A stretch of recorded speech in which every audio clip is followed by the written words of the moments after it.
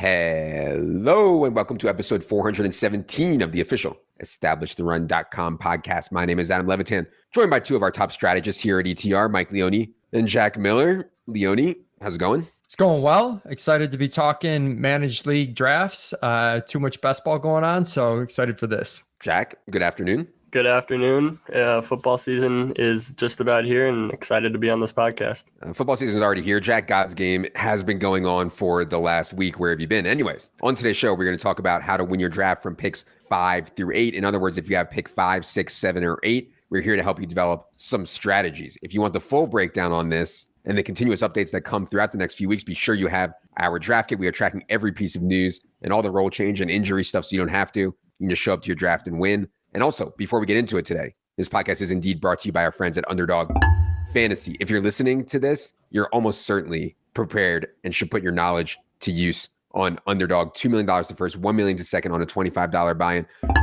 Best way to put your knowledge to use and best way to get ready for your home league as well, getting in these Underdog competitive best ball drafts. All right, 5 through 8 is interesting. You're in the middle here. I think from a micro perspective in round 1, picks 5 and 6 are clear. All three of us have Ja'Marr Chase 5 and Austin Eckler 6. I think that is an absolute no-brainer. The interesting thing this year is that after that, I mean, you could argue for a lot of guys. I mean, on my list that you could take 7th or 8th includes Steph Diggs, Dalvin Cook, Devontae Adams, Derrick Henry, Travis Kelce, and there's probably some other guys too that, like, if people like them, you can make a case for also. So, Leone, as we get into this range, it's kind of, I don't want to say a full tier of like 15 guys because that's preposterous, but it doesn't seem like there's a clear cut who you should be taking 6, 7, 8, 9 in whatever order. What do you think about these spots? Yeah, I definitely agree. I think the good thing is if you're in a more casual league and people are pretty RB thirsty, there's a chance that, Cooper Kupp, Justin Jefferson maybe fall into the 5 through 8 range in your draft. If they don't, as you mentioned, we have Eckler and Ja'Marr Chase there. Now, let's say you really get stuck and it goes, those 6 go and there's no one there. I'm leaning wide receiver. I think here with Stephon Diggs or Devontae Adams, I want to build my team around that. I think the running backs, as you mentioned, with being a flat tier, I think the upside's pretty flat in terms of the running backs. And if you're picking out the 8th spot, you should be able to get one coming back that, I think this ceiling on, Aaron Jones might not be that much different than the ceiling on Dalvin Cook, who you would have to take at 7, 8. Mm-hmm. Whereas if you pass on Devontae Adams, Stephon Diggs, you're starting to look at the wide receiver range of Mike Evans, T. Higgins, those types. And I do think there's a more meaningful drop off in terms of the wide receiver talent there. So I'm leaning wide receiver if I get stuck here with either Steph Diggs or Devontae Adams. Yeah, I'd say 2 things. First, I think Derrick Henry is going in a lot of home leagues will go in this range and maybe earlier. And we think that Derrick Henry is not a great pick this early. I would also say that if Travis Kelce was like a little bit younger, I might be like smashing the button for Travis Kelce here at pick 7 or 8 after Chase and Eckler go off. But I do think there's some concern, at least enough for me to want Diggs or Devontae. But man, I don't think Travis Kelce is a bad pick either. Jack, what are you doing if it gets to you at pick 7 and 8 and the board has gone kind of as expected, kind of as we have it? Yeah, I think Diggs would also be my 7. He had more than 1,200 yards and 10 touchdowns last year, even though it kind of felt like a disappointment. His yards per target dropped a little bit, even though his average depth of target increased. So I think we can expect that to kind of regress positively toward the mean as he had bad luck on deep passes last year, which I think given his talent and Josh Allen's big arm, I don't think that should be expected to repeat. And then I think my 8 would be Dalvin Cook. I definitely get the concerns with Cook. He's had recurring shoulder issues. He's had soft tissue stuff. But I feel like the ceiling, just the 3-down workload, he might set a career high in targets this year with Kevin O'Connell bringing in a new offense that should be pass heavier. Maybe that takes away from his carries, but I think he can make up for that with an increased workload in the receiving game. And so Cook, I think, definitely is a riskier play, just given his injury history. He's never played more than 14 games in a season. But I think the ceiling of a 3-down back on a good offense, he shouldn't have to really split work with Madison or Ty Chandler or whoever else when he's healthy. So I think Cook would be my guy at number 8. But I definitely get the concerns around him. Yeah. Well, listen, you're going to get a lot of RB starts here, but in second round, when you have a pick in this spot, kind of strikes me as a running back spot also, because you can, in a lot of drafts, you're going to have your pick where you're going to get at least one of Alvin Kamara, Saquon Barkley, Aaron Jones, and maybe sometimes Joe Mixon or DeAndre Swift slides back to you in round 2 also. So I think round 2 is a running back spot for me here. Whereas, as we talked about in the previous episode in picks 1 through 4, it's harder to get running back here. I think there's a lot of good running backs you get in this range in round 2.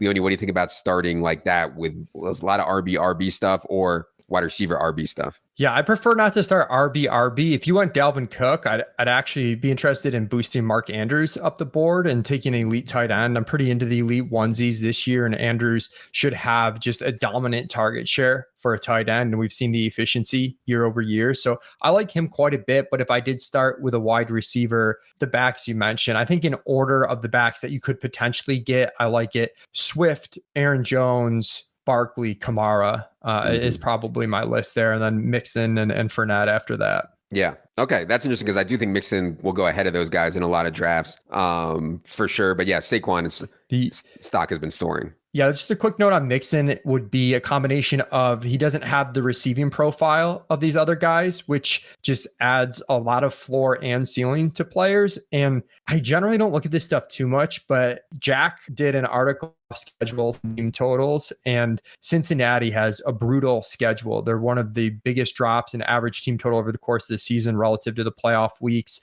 And it's stuff that might be okay for the pass game, like teams like Tampa Bay and Buffalo, but those aren't exactly types of environments that should be for a 2-down rusher. Yeah, I will say that Mixon's target rate on base downs is actually okay. It's just he doesn't play in the pass downs, and obviously that's a killer. He doesn't play in the 2-minute stuff, but they do throw to him a decent amount on base stuff. Okay, Jack, I'm actually more okay than Leone is with starting RB, and actually in round 3. I mean, I don't think it's crazy to start RB, and the Twitter bros and Leone are gonna vomit, but I don't think it's crazy to start with something like Eckler, Saquon, and then if Travis Etienne or James Conner got to you in round 3, I don't think it's that crazy to start RB. Now, I think that leaves you a bit vulnerable, particularly in leagues that start a lot of wide receivers, particularly in full PPR. But in certain setups, I think it's okay. Jack, what do you think about that? What do you think about round 3 from this mid-range spot? Yeah, I don't think RB is crazy. I was a lot more into it when Kamara was going in the 3rd round because of the suspension risk. But now that he's risen up, I would be a little more inclined to just take the receiver there.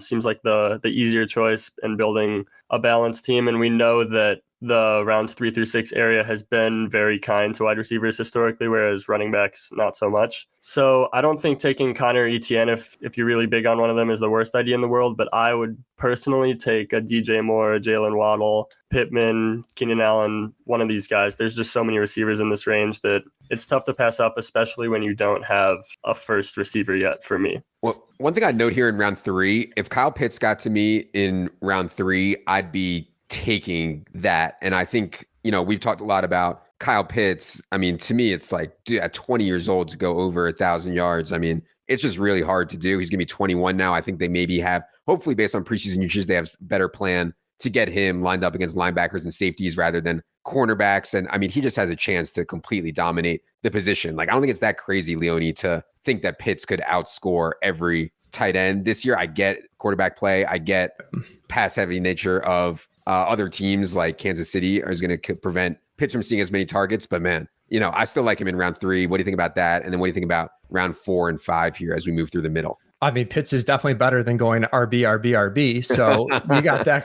The RB times 3 thing for me is just like a systemic risk thing. Like, I think the individual names you mentioned are all good, but you just run into a lot of systemic risk where the injury rates are higher on running back. You start to fall behind on wide receiver. It's harder to get lucky with wide receivers late in the draft than it is running back. So that's my issue with that. With Pitts, I've just struggled with him because the upside's massive given the talent, but this was a team that was like 20th, I think, in pass attempts last year, despite having one of the worst point differentials in the league. And now they are going to go from a quarterback who didn't scramble at all to guys who are going to run. Like, I just don't know if the volume can possibly be there unless he's insane, which he might be. So but I think he's fine there. I'm generally with Jack, though, as far as like the Waddle, DJ Moore types, like these breakout wide receivers that, you might miss small, but you could hit in a really big way at wide receiver. Yeah, and I kind of like being in the middle here because there's a lot of wide receivers in rounds 3, 4, 5, 6 that I like. I think you can likely get one of the guys in round 3, like DJ Moore, Pittman,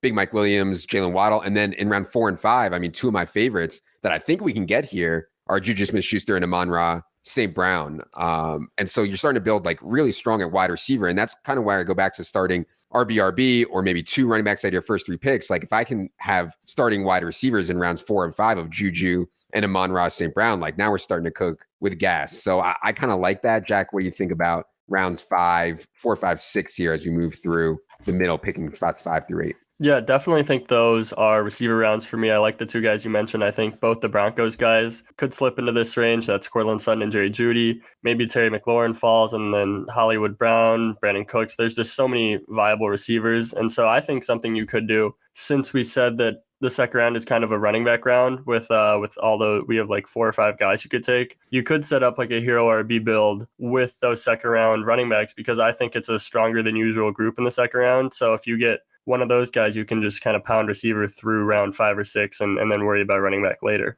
We haven't mentioned quarterback yet when you're picking through this spot. I'm not trying to let it get past that Jalen Hurts and Trey Lance tier. And so as we get into round 6 and 7, Leone, I think we kind of have to pull the trigger on quarterback here, assuming we don't have one yet. What do you think about round 6 and 7 and how quarterback comes into play? Yeah, I think that's the exact time that you want to pull the trigger. Kyler Murray, potentially you can get in round 6. I think he's an awesome option there. I think Hurts is fine in 6. I'd probably wait till 7 on Trey Lance, but I think he's a pretty good play. Just because the rushing upside is so unique for Trey Lance that it's going to be hard for him to be bad from a fantasy perspective, and the ceiling is really expanded. You do start to get in the pocket quarterbacks after that, which is why we'd prefer getting one of those guys in 6, 7. Now, if your league scoring settings are like 1 point per 20 yards passing instead of 25, or 6 points per passing touchdown, I think Russ, Dak, Burrow, Brady start to get closer, and it's possible that you could wait till round 8, 9, or just kind of feel the room and not feel as much pressure to get the Lance Kyler Hurts tier. But in most leagues, I want those mobile quarterbacks because of the added upside. Last thing we haven't mentioned is tight end. I know Leone said maybe you can reach for Mark Andrews early than usual in round 2. I struggle with that a little bit. I don't think we're not taking Kelsey here a lot, although I think it's in play in round 1. And then we talked about the Pitt stuff already. It just doesn't seem like a great spot in the draft to get elite tight end, though, without reaching a little bit. You could come back to this Goddard, Schultz, Hawkinson tier. I do like Goddard a decent amount where he goes, but honestly, like a lot of times I'm just waiting. And, we've talked about Njoku, we've talked about Alberto, we've talked about all kinds of guys, Gerald Everett, Higbee. They're obviously thin. You're going to need touchdowns, and you're going to get your ass kicked at tight end spot a lot of the week. But I think maybe it's better than burning one of these higher picks on Goddard or Schultz or Hawkinson. What do you think about tight ends when you're picking from this range, Jack? Yeah, I'd agree with you. I think if Waller or Kittle falls to you in round 5, I think that's a spot where you could jump on them, but I don't think that's going to happen in a lot of leagues, in which case I would be more inclined to just wait until the double-digit rounds, kind of punt tight end and get Irv Smith, Higbee, Njoku. There's just so many guys this year that I would rather wait if I miss out on one of the top 5 options. Yep. All right. There you have it. Your strategy. If you have pick 5, 6, 7, or 8 in your draft, good luck out there come draft day. Be sure you're subscribed to our draft kit, where Jack is updating this article continuously to account for new news and new ADP changes. For Leone, for Jack, I am Adam. Good luck, everybody.